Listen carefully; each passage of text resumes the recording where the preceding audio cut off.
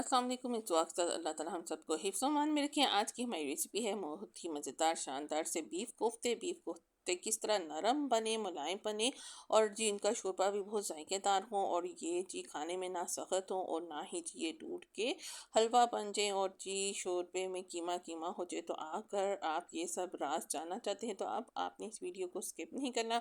सबसे पहले जी हमने बीफ का कीमा ले लिया है और आप देख रहे होंगे ये डबल मशीन का निकाला हुआ है, बहुत ही बारीक। सबसे मेन टिप एंड ट्रिक यही है, अगर आपका कीमा बहुत ज़्यादा बारीक होगा तो सच में आपके कभी भी ना कोफ्ते ना कबाब कुछ भी नहीं टूटेगा। अगर आपका कीमा मोटा होगा फिर आप जो मर्ज़ी डालें वो उस तरह की बाइंडिंग नहीं आती। प्याज है, लहसुन, अदरक है, हरी मिर्चें हैं और प्याज जो है हमने ग्रेट किया था और उसका 50% पानी आप निकाल लें, निचोड़ लें और फिर डालें ताकि जी मॉइस्चर ना हो। अगर आप लहसुन अदरक का भी पाउडर यूज़ कर लें तो ज़्यादा अच्छी बात है, नहीं है तो फिर जी आप फ्रेश ही यूज़ कर लें। नमक है, गरम मसाला पाउडर है, ज़ीरा है, काली मिर्च है, सफ़ेद मिर्च है, ये थोड़ा सा हमने कोकोनट पाउडर डाला है। इसके अलावा सूखा धनिया है, दरा मिर्च है और किसी भी ब्रांड का आप कबाब मसाला ले लें, चाहे सीख कबाब मसाला ले लें, इससे जी बहुत ही अच्छी खुशबू आएगी। और अब आपने क्या करना है, इसमें 3 से 4 चम्मच मैदा डालना है। अगर आप बेसन डालें तो जिसको थोड़ा सा जी भूनना पड़ता है या फिर चने का आटा डालें वो भी भून के डालना पड़ता है।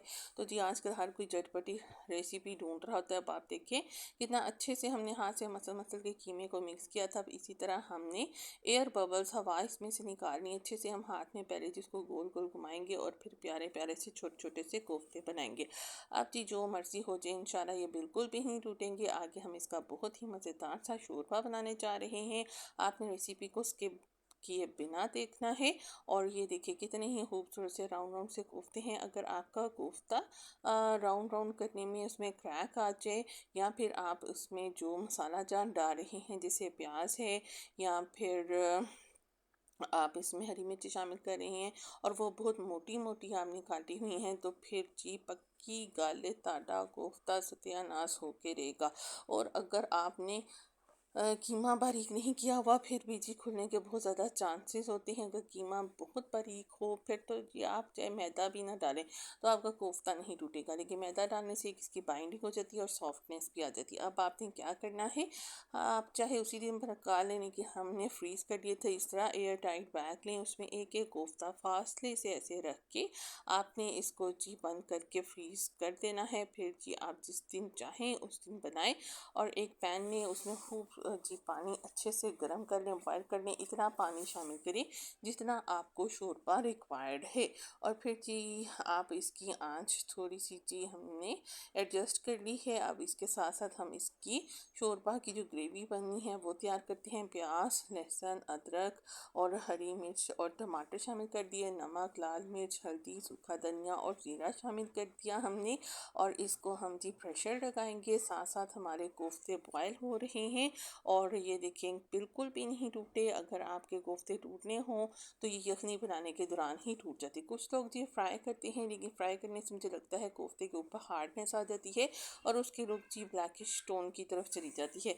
आपकी चॉइस है, आप इसको फ्राई भी कर सकते हैं। मसाला प्रेशर लगने के बाद हमने ब्लेंड कर दिया था, उसमें ऑयल डाला। अब दालचीनी, मोटी इलायची, लौंग और काली मिर्ची शामिल करेंगे जो इसके शोरबे को बहुत ही मज़ेदार से खड़े मसाले खुशबू देंगे। अब जी हम आलू शालू डालेंगे। आलू के बिना जी हम पाकिस्तानियों की कोई डिश कंप्लीट नहीं होती। आपकी चॉइस है, अगर आप आलू नहीं डालना चाहते तो मत डालें, हम वरना जी आप डाल सकते हैं। अब आलू डाल के हम अच्छे से बुनाई करेंगे। इसके साथ साथ जी हम दही डालेंगे। जब तक सालन में दही ना शामिल हो और वो जी ग्रेवी की लुक नहीं बनती, शोरबे का मज़ा नहीं बनता। जब अच्छे से आप मसाला भून लें तो फिर आपने कोफ्ते डालें। बहुत स्टार्ट में अगर आप कोफ्ते डाल देंगे तो आलू ज़्यादा टाइम लेते हैं कुकिंग में, तो आपके कोफ्तों का जी बेड़ा गर्क हो जाएगा। जब आप अच्छे से मसाला भून लें, ऑयल निकलना शुरू हो जाए, फिर आप कोफ्ते डालें और हल्के हाथ से चम्मच लाएं, नहीं तो जिस तरह जी हम पकड़ के अपने देचकी के हैंडल को हिला रहे हैं उसी तरह जी आप भी झटका दें। थोड़ा सा सिरका डालें, ये जी मैं आपको पहले भी बता चुकी हूँ। जब भी आप बीफ बनाएं तो उसमें थोड़ा सा जो उसके सालन में ज़रूर सिरका डालिए करें, इस तरह स्मेल भी नहीं आती और स्पाइसेस भी बहुत अच्छी हो जाती है। अब जिस कोफ्तों के पानी में हमने कोफ्ते बॉयल किए थे उनको वेस्ट नहीं करना। इससे बहुत रिच टेस्ट बनता है शोरबे का। अगर हम कोफ्तों को ना बॉयल करें और ऐसे ही पका लें तो जो मसाला होता है उसमें लहसुन प्याज की ऐसे ऑर्डिनरी सा बन जाता है, इस तरह रिच फ्लेवर नहीं आता। उसके बाद ये हमने मैजिक स्पाइसेस डाले थे, काली मिर्च, गरम मसाला पाउडर और जी कसूरी मेथी डाली। अभी बहुत खूबसूरत शानदार सा शोरबा बन जाएगा। और ये देखिए डिलीशियस सा हमारा आलू कोफ्तों का शोरबा तैयार है। कोफ्ता बहुत सॉफ्ट है लेकिन टूटा नहीं। Stay tuned.